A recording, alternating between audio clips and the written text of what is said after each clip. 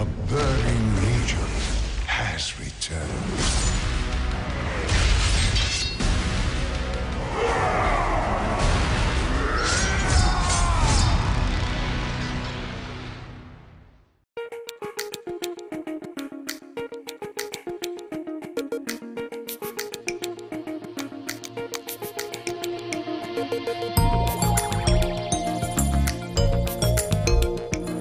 What's up guys, I'm Lucy. And I'm Timur. And we're here at Gamescom 2016 celebrating the games, but more specifically we're celebrating the VR games. Kind of.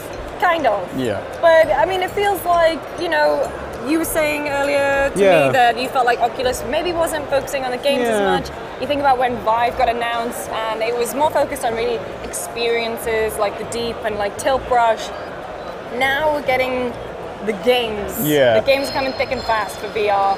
We've been playing a bunch of them. Yeah, the one I want to, like when I went to my appointment, I was like, I can't think of many Oculus games that really stand out for me. And then I played Wilson's Heart, which was quite interesting. It feels like a lot of games that we're getting right now, these kind of first-person horror, kind of tension-focused puzzle games. Wilson! Yeah, Wilson! So like you're walking around this kind of hospital and you're trying to figure out what's going on, but the key part of my experience was the touch controller. This is the first time I've used the touch controller. It's not out yet, but it's coming out very soon. And I think that becomes a gateway to more traditional gaming experiences, or like bigger, more interesting depth gaming experiences. So like with the touch controller, I was picking up a lot of bottles and I wasn't doing what I was supposed to be doing. I was just kind of using it as an experiment for the controller, and it's really cool. You can control fingers like individually. So I was picking things up and like throwing them around. And the lady giving our demo was just like, this is not how this is supposed to be played. And at one point I was just kind of testing the fidelity of it, and I was juggling at one point, and it actually worked pretty well. Like I'm not good at juggling, so it was like, and I managed to catch it. But like someone who's good at juggling, I can conceive, you know, to do the juggling thing. That kind of fidelity, it's not a controller, but it's almost kind of like a controller. I feel like it gives me some more control over VR games, the kind of controller I would want as a console, PC, traditional type gamer. Okay.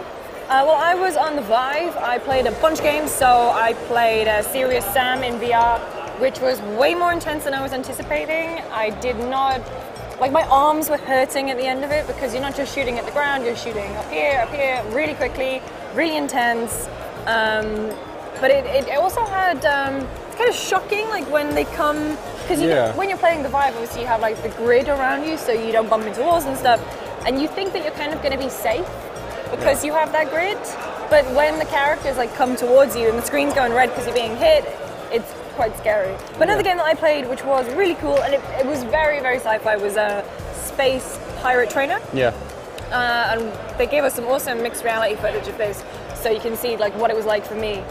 You're standing in the middle of like this training zone, all these drones are coming firing at you, you can fire back at them, which was awesome, and you can like flick them and, you know, sort of kill with skill essentially. Oh, a bit of bullet storm there. But you know what I mean? It's like, it was more fun and it was more engaging than just being in an experience where you're just watching something. And we played the Batman VR experience, I guess, and we loved that.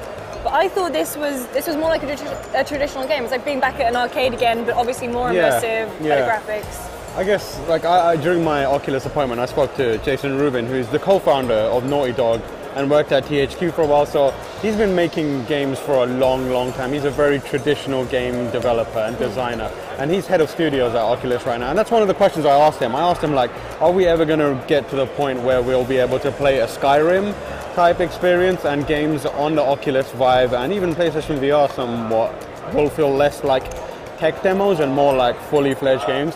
And he thinks that we're going to get there pretty quickly. Like developers are very quickly figuring out the issues that prevent it from happening right now. And he was like, I reckon like it's going to be a dominant form of gaming within like less than 10 years. I mean, and that isn't very long. That's a couple of generations of a console. I mean, a console generation can last between 4 and 8 years, 4 and 5 years, let's say.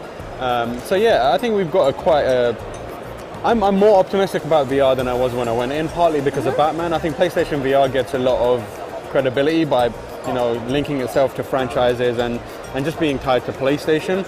And I think Oculus are doing quite well at pushing the game stuff, like the traditional mechanic-heavy game stuff with the with a touch controller, and Vive are, they're doing really interesting experiential things. Like, it's still quite expensive for me. That is probably the one thing that is a barrier for me at the moment is the cost. But obviously, as the tech gets better, the price will come down. It's more accessible. So I'm excited. I'm more optimistic about the future. Yeah, my interest in it has kind of like raised after this event. So for more on everything from Gamescom 2016, make sure, of course, to stay tuned to GameSpot.com.